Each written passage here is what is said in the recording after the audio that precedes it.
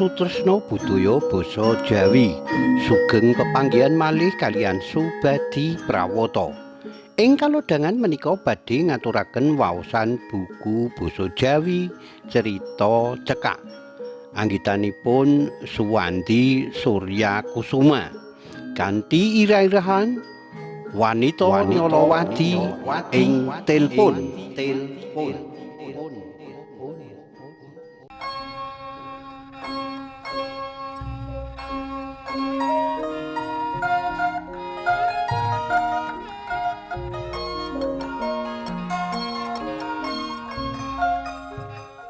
Wis sesasi punjul Wanita Nyolowati sing tetepungan lumantar telpon tansah ndadekake penasaran atiku.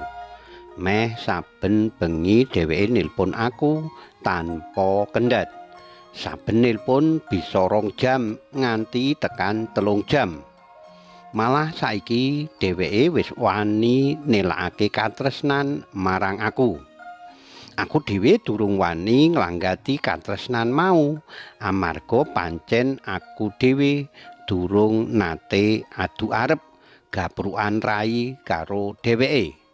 Iya mengko yen narik kawigatenku, yen ora apa malah ora dadi cilaka.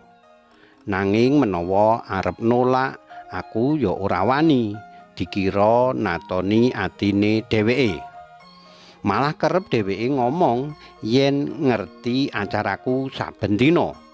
Nalika aku nglatih bal-balan ning daerah Sleman, dheweke ngerti aku lagi nglatih. Dheweke cerita jarene melu nunggoni aku nglatih bal-balan. Nalika bab mau dak cross-check ulang karo kancaku sing melu nglatih bareng aku. Apa bener dheweke weruh cewek sing ngadeg ing sandingku.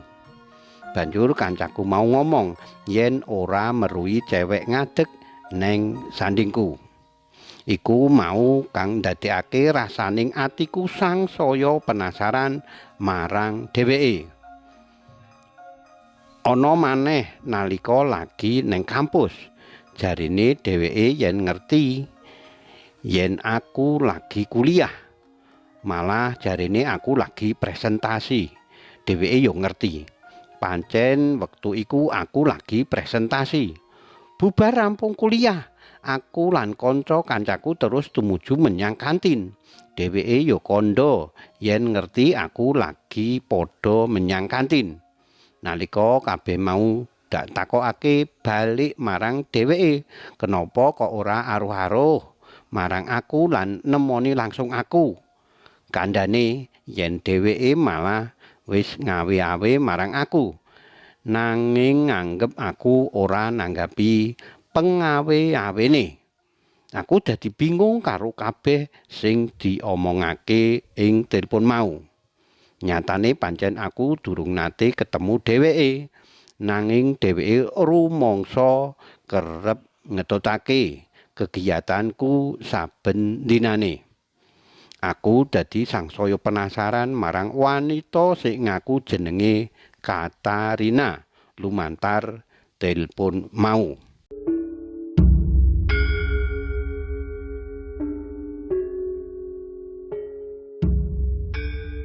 Nganti sawijining dina nalika aku kepengin ngontak dheweke nanging pulsa HP-ku kentekan.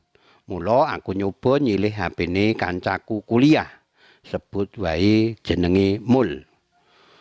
Mas Mul, aku nyilih HP-ne sedhela. Isih ana pulsane to? Pitakonku. Aman, nyoh iki HP-ne. Sawise ngono Mas Mul masrahake HP marang aku. Ora let suwe enggal nglebokake nomere Katarina, wanita sing dak anggep nyolowati menyang nomere Mas Mul. Sawise rampung HP dak balekake marang kancaku mau lan lali ora dak busak. Ora kanyono Mas Mul nilpun balik marang Katarina. Sawise takon marang aku, sapa sing di SMS, katone Mas Mul penasaran karo sing jenenge Katarina mau. Mula dheweke enggal SMS marang Katarina. Malah Katarina uga banjur ditelepon. Nanging jebule Katarina ora nanggapi SMS lan telepon saka Mas Mul. Nanging mung langgati telepon saka aku. Jarene Katarina, dheweke luwih nresnani aku tinimbang Mas Mul. Amarga aku luwih ganteng. Aku malah dadi GR dhewe. Saka omongane Katarina, suwalike Katarina jengkel marang aku. Kenapa nomere kok nganti diwenehake Mas Mul? Aku kandha yen nalika iku pulsaku entek lan kepeksa nyilih HP Mas Mul. Sidane nomere Mas Mul karo Katarina di blacklist.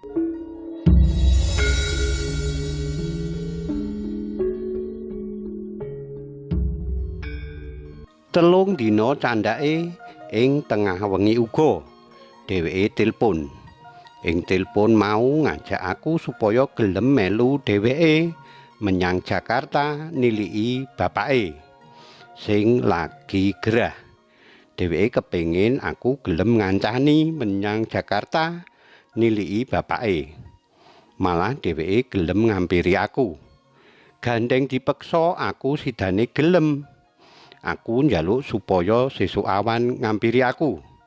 Sidane sesuk awane kanthi jam sing wis disepakati, aku wis tata-tata arep diajak dheweke lunga menyang Jakarta.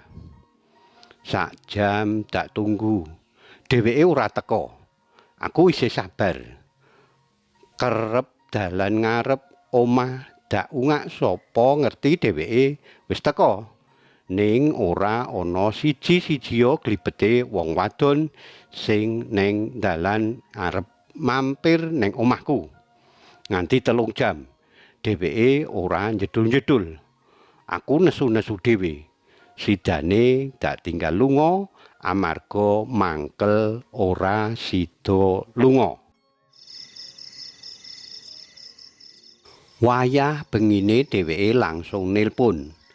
Aku sejatine wis wegah ngangkat HP amarga isih rumangsa mangkel. Bola bali dheweke nelpon. Sidane HP tak angkat. "Halo." Omongku cekak. "Mas, jenengan kejem ya?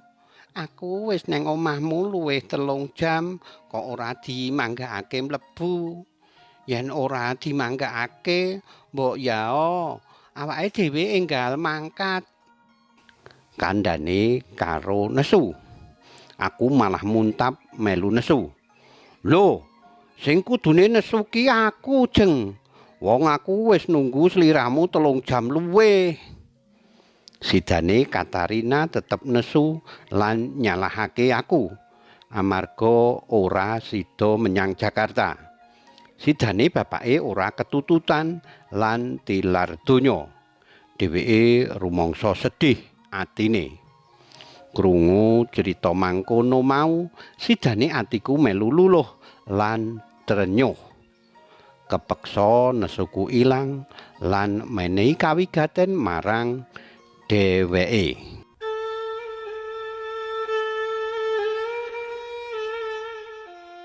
Gandeng bapake arep disarekake neng Yogya dina sesuke awan.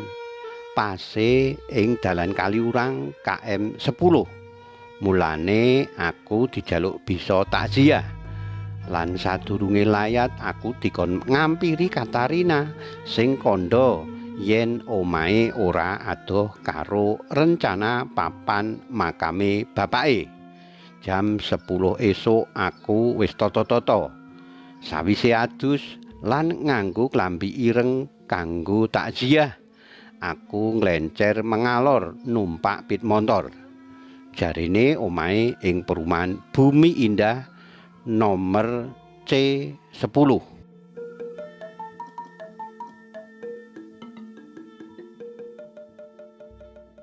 Sawise tekan papane kaya sing dituduhake, aku lingak-linguk amarga ora ana papan kang nuduhake perumahan Bumi Indah. Mula aku kepeksa takon marang sawijining pawongan bapak-bapak kang kebeneran pinuju lungguhan ing ngarep omah momong putune. "Pak, badhe nyuwun priksa menapa saged?" pitakonku. "Oh, monggo Mas, badhe mundhut priksa menapa nggih?" Menawi alamat perumahan Bumi Indah menika menapa sampun celak saking ngriki nggih?" Sawise dipikir rada suwe, bapak-bapak mau ngandhani menawa ing daerah kene ora ana perumahan sing jenenge Bumi Indah. Yen makam utawa pasarian Bumi Indah ana. Gandeng penasaran aku banjur menyang pasarian Bumi Indah. Karo juru kuncine dituduhake makam C10. Ing kono ana tulisane gedhe Katarina, tilar taun 2020 kapungkur. Jarine juru kunci matine amarga diperjaya sawise diperkosa. Atiku dadi deg kaget. Mangkono mau ceritane kanca guru sing padha-padha mulang ing sekolahan SMK cedhak kampus UGM.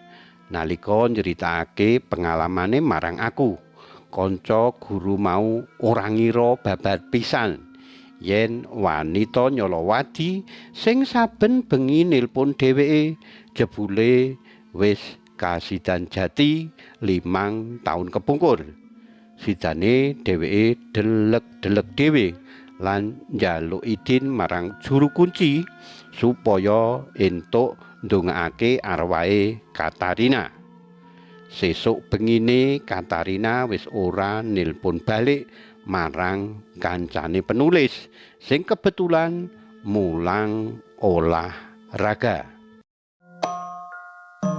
Karipta dening Suwandi Surya Kusuma. Cariyos menika kapetik saking kalawarti basa Jawa Jaka Lodang nomor 19 tanggal 11 Oktober 2000 selangkung ing Ngayogyakarta. Matur nuwun awit kawigatosanipun saged pepanggihan malih wonten ing cariyos-cariyos sanesipun. Matur nuwun, nuwun.